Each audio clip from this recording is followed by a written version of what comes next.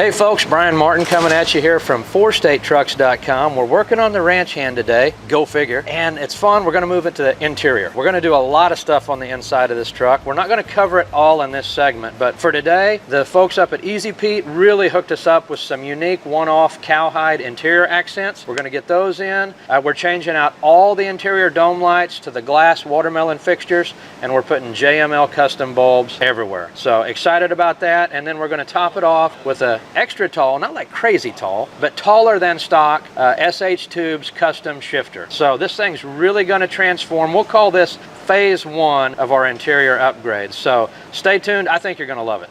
All right, so we're going to start replacing some of these interior components with the Easy Pete trim pieces. We got a door panel here on the driver's door, one for the passenger door, a center section here in the cab headliner, and a couple of trim pieces to go up here on the header cover. We're also going to replace these map and dome lights here with the stainless ones with some watermelon lenses on them from JML Customs. So I'm going to go ahead and start taking some trim out.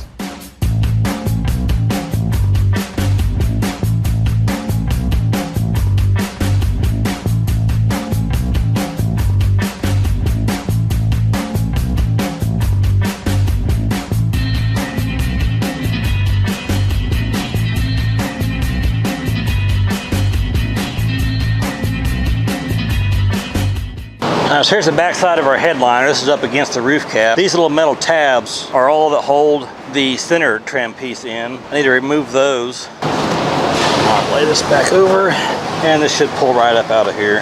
And here's our map and dome light housing. I'm going to remove these also. All right, so here we've got our new cowhide trim panel from Easy Pete Interiors that's going to replace the darker gray that was in here. And we're just going to set it right in there. It's got a wood backing on it, and what I'm going to do is take these very short screws here, and there are the holes in the perimeter where those wire tabs were through. Screw them through those holes into the wood backing of this panel. Obviously I want to keep a good eye, so I keep it all straight, so this hangs over my stand a little bit, so I'm going to come underneath and do a couple each side, make sure it's all in there solid. Then I'm going to flip it over and go around the rest of the perimeter, putting the rest of the screws in. There's all the screws. This panel should be completely attached. Oh yeah, looks nice. Perfect shape, perfect fit. It's gonna look really cool in there.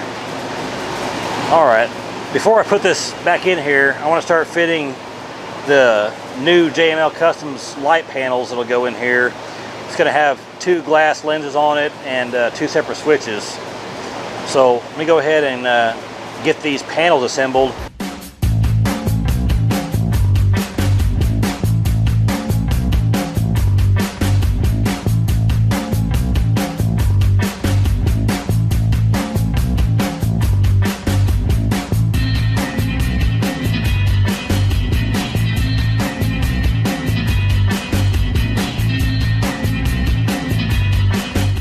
And so I've marked this driver and front, so that'll be over here like this. I need to trim these tabs right back here a little bit. They come in too close to the body of the switches. Yeah, that fits much better. And these don't line up with any existing holes from these old lights, so I'm just going to have to go off of the imprint of the old bezel to center this up.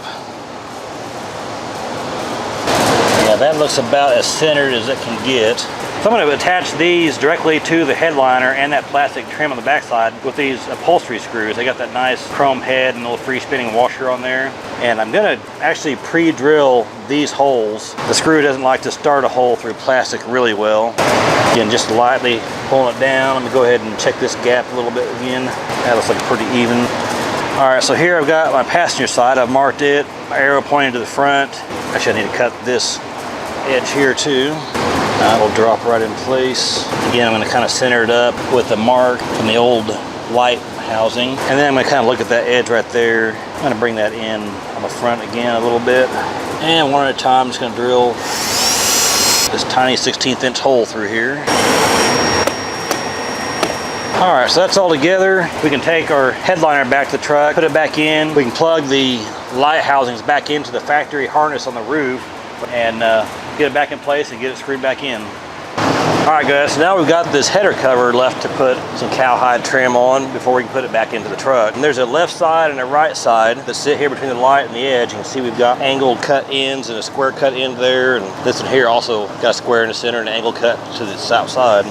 There's no existing holes in here to mount anything. So what I'm gonna do is I'm gonna cover this surface with tape, position this on here, find the best location, take my pen and kind of mark out the perimeter, or at least the corners anyway. Then I'm just gonna drill 3 or 4 holes in the center of that in a straight line, get this back in position, and then again screw them in from the back side. There won't be anything, no fasteners exposed here on the outside, which is definitely what you want. All right, so all this panel needs to go in just like it came out. It needs to slide in here toward these visor clips. I've got 2 screws up inside of the light housing. Get my visor clips back in place with a screw up to the center of it. Get our dome light plugged back in and snap it back up there. All right, so the next piece that we're gonna install is that cowhide trim right here on these door panel inserts. And in order to do that, we're gonna take this door panel off the door and then we'll remove it from the panel just like the headliner piece came out with the wire tabs on the back.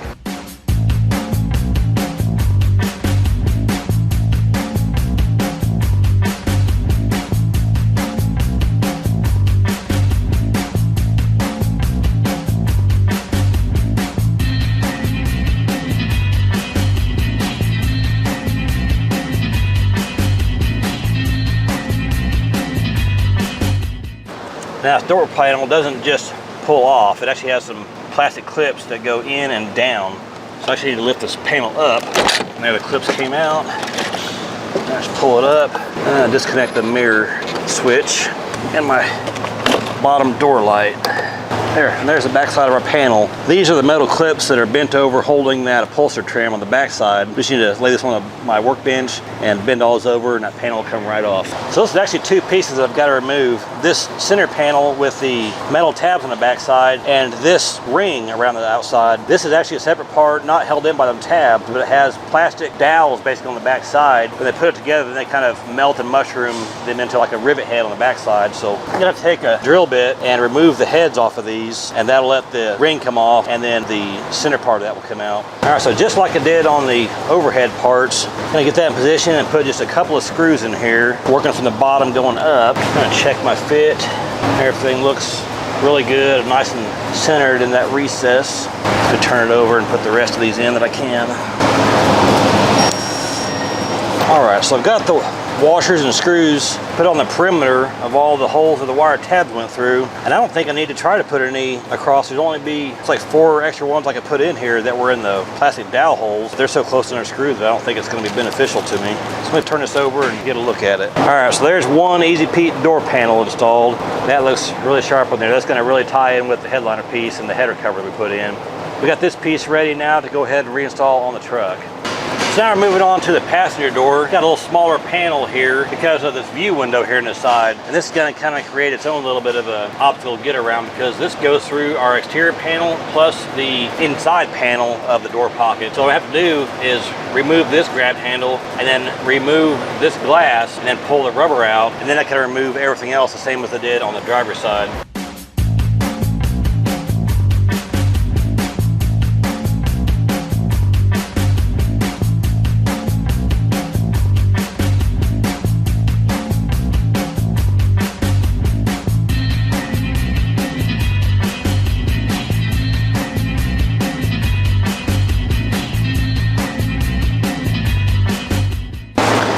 Once again, I want to just check my fitment of this panel in there. There it is again.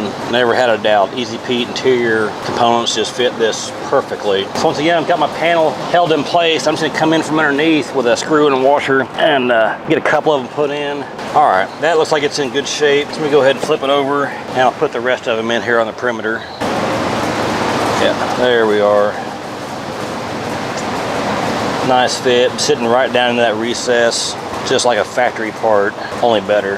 All right, I got this panel ready to take back and install back on the door. All right, so we're gonna replace our dome lights inside the sleeper with the same type that we did in the cab. In order to do that, we're gonna have to remove this headliner back section from the truck. So what I'll have to do to remove the rear section of these cabinets on both sides, you know, speakers and the map lights in here, and then a joint where it meets the front section of the headliner along here. I may need to even maybe remove the screws from the front section of the cabinet. Hopefully I don't take it entirely out, but we'll see if we need to or not. All right, so now I've got the cabinet out. I can pull this overlap of the front upholstery down and remove the last 2 screws that are keeping the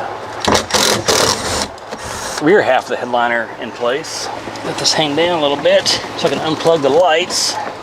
Now roll this down and slide it out the sleeper door. All right, now just like the cab map light and dome light, I gotta pop these apart and drill out the rivets that hold this housing into the headliner material.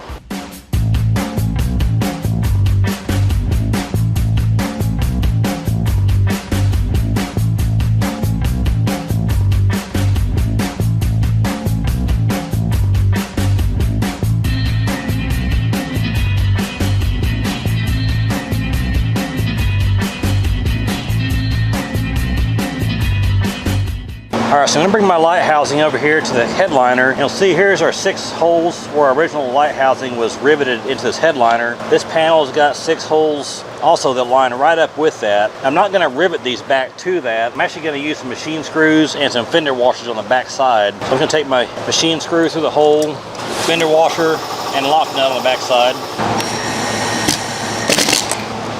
All right, so those are attached. I'm gonna go ahead and put this panel headliner back into the sleeper, and I'll get inside and we'll get it positioned back up there against the roof.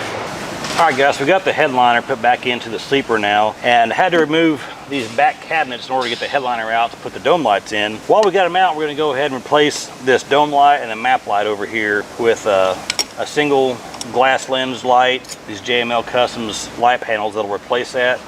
And of course we're gonna have the JML Customs light bulbs in here. So first thing I need to do is pull these lights out of these cabinets here, which is a pretty simple process. All right, so now just need to determine, this is not really directional as far as which way this goes, so kind of need to pick a spot, make sure I get my switch going the right direction. Looks like I may need to trim out this plastic a little bit. These bolts here on the hole of the base are about 1/4 inch wider than the hole is. All right, that'll fit in there. Now the body of my switch is relatively large, so I'm going to cut out more than just what my trim mark there is. Put all that in there. All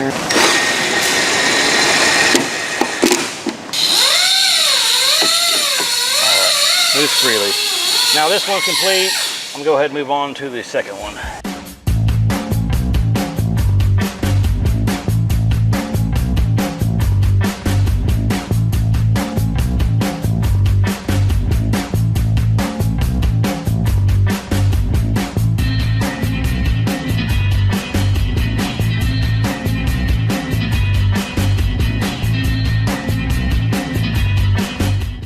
All right, now I got both my cabinets ready to put back into the truck.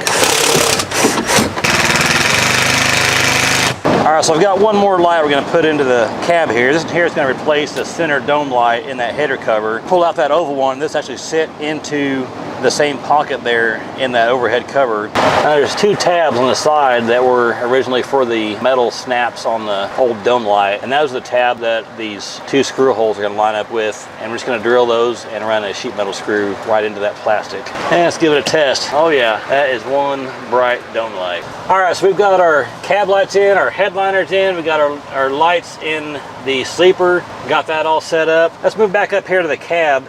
And we're gonna go ahead and replace this shifter here. This is factory shifter. We're gonna dress that up with an extended shifter from SH Tubes. Cool thing about those, the airlines, they're not out here on the outside. They're actually routed inside the tube, and they'll reconnect down below the floor. So let's start by getting our shifter knob off. Now I can slide that collar down there out of the way. All right, so you can see we've got 3 airlines hooked up on the knob on this 18 speed. We've got P for primary, there's a S for supply, and a SP for a splitter. Sometimes these airlines are actually colored correctly to go to each position. In this case here, it's just red and black and another black line. Before I disconnect this, I'm gonna put a piece of tape around here and label each line as to which port it goes to. All right, so first thing I want to remove is the supply to this. It's going to blow air out of this line if your truck has any air pressure in it, but it's fine. It can just blow it out till it's gone, or you can dump all the air out of your air tanks if you're concerned about it. All right, so now the knob is free from the air lines. I should take a 3/4 wrench, back off this jam nut, then I can screw this valve and knob off of the shifter shaft. All right, now our airline is completely free of the shifter, so I'm going to need to run all of these machine screws out, and I can take this top cover off and remove that plate out of here also. We got one bolt that goes through this isolator, and it's got a plastic bushing that comes in from both sides of this. So I just need to get a 9/16 head on the bolt and a 1/2 inch head on the nut, because it does have a shoulder in there. I'm going to take those out. Careful not to lose these plastic bushings in here, which they're not hard to get new ones, but it's just nice not to lose them.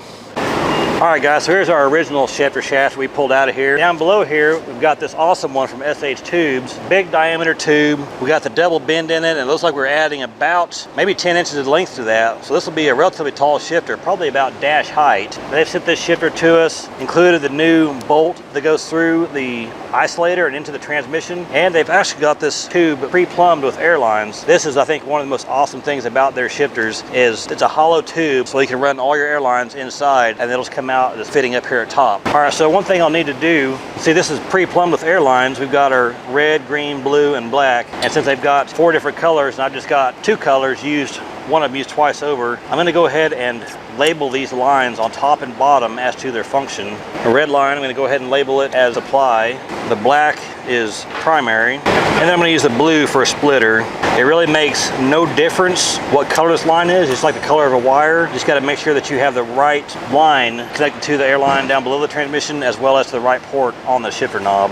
All right, one other thing I'll have to do, and I won't have to do that before I put the shifter in, but before I can put this boot back in, you can see the hole in this boot is made for probably a 7/8 or 3/4 inch shifter shaft. This tube from SH Tubes is a whopping 1.5 inch diameter. Obviously that's not gonna fit through there, so I'll have to enlarge this hole. So what I'll probably do is I'll put me a block of wood in here, just so I have a place to pile up my hole saw, and I'll take an 1.5 inch hole saw and just cut right through that rubber, and I'll have a nice, smooth, perfectly round hole that this shifter tube will slide right through and look like it's always been there. I want to anti-seize this cross bolt here, help prevent it from seizing up in the top shaft of the transmission. But I also want to go ahead and smear some anti-seize inside this isolator. This has got a steel collar to it. It's obviously not painted or chrome plated or anything. Same with the top of the transmission. It's just raw steel on raw steel, and in time that's going to rust together, and a guy will have a heck of a time trying to remove that. I'm gonna slide that right over the top of that tower, and just drops on like that. I put my cross bolt back in. And it's important to have those plastic bushings in there. That keeps the shifter tight to that transmission without letting it twist around. And with a longer shaft, it's a lot more susceptible to have a twist when you're running through the gears. All right, so before I put my boot cover, transmission cover back on, I need to connect the air lines that are passing through the shifter tube to the air lines that are on the transmission. And I've got some regular quick connect ends here. So I'm gonna find my ends. There's a supply hooked to my new supply. This one, black one, is my primary. I find my primary fitting here. That would be this black line. And last it'll come to this next one here is the splitter. There's 2 air lines in here, but only one of them is being used. That's just the way they are at the factory. They have a roll of sheathed airline, and they just cut the excess off for the line that you're not using. The other end of that is not attached to anything here in the transmission. I want to keep the connectors down here below the floor. I don't want to have them, I may be able to pull them inside that tube, but I really don't want to. Definitely don't want to have some metal fittings vibrating around inside that shifter tube. That'll get really old really quick. So I'm just going to tie that up there and tuck some of this excess of these lines through here. And I'm going to go ahead and put some wire loom around this end here. I don't want those to wear on that opening right there. Got that back in place. And now I'll put my top cover back over this. Now I put all my screws back in here, but once again, like I said, these like to seize in there, so I'm gonna go ahead and wipe some anti-seize on each one of these machine screws and put them back in the floor. All right, so we're all done down below. Now it's just time to move back up here to the top, to the knob and the cover. SH Tube sent us this cover. It'll slide down over the tube here, and then once we get our knob put on, all of our fittings hooked up, it'll come back up and it'll nicely transition the shifter tube all the way up to the knob. Now we get our knob. I'm gonna change the knob on top, but I do want to have it mounted onto this shifter shaft before I change it. There are a couple of loose parts in there. Once that knob comes off, I definitely don't want to lose those. Tighten, jam that against it. That's good and straight. All right, now I need to go ahead and hook my lines up. Start Starting here with my red supply line. And it's important to cut those straight, so using a razor blade beats any kind of wire cutters or scissors or anything else you might use, especially if you're using a quick connect coupler like that. All right, the blue is a splitter. And lastly, my black primary line. All right, now I've got my lines hooked up. I'm gonna go ahead and push my lower collar back up. I'm gonna use these included countersunk stainless steel screws to secure that collar back up to the shifter box. Now, lastly, I'm gonna go ahead and change this knob on top. In order to get into that, I need to get this little shift pattern indicator out of here. And then I got two T20 Torx heads in here. All right. Yes, underneath this lever, there's a ball detent spring and a little metal tab. And then over here on this side, it's got a circular O-ring on it. And that's the part that actually moves air from one port to another. And over here is the ball detent. That's what makes it click into place forward or back. So I don't want to disturb that any more than I have to. All right, so we're just going to replace this with a standard chrome knob here. This is the same style as the original knob. Of course, you can do whatever you wanted. That's got to go around that lever, and it's going to drop down into that cover. I'm going to hold it down and check the function. Yeah, that still flips back and forth. And I'm going to drop the screws I took out of the old knob into this one. All right, we've got our shifter installed, our boot and transmission cover back mounted, got our new knob on. And I want to go ahead and go through a quick function test before I put the cover on here, just in case I need to get in here. All right, there's my primary. I can hear it moving back and forth. And there's my splitter. It's moving like it ought to. All right, so at this point, I just got to put my cover back on. And there it is. That is a complete install, start to finish. And we end up with a fantastic looking product here. This is going to look great. We got our Easy Pete interior pieces in. That's these door panels, this headliner, and this header trim, along with the JML Customs lights and the light panels here that we replaced in the headliner and in the header and here in the sleeper. And also got our SH tube extended length shifter put in.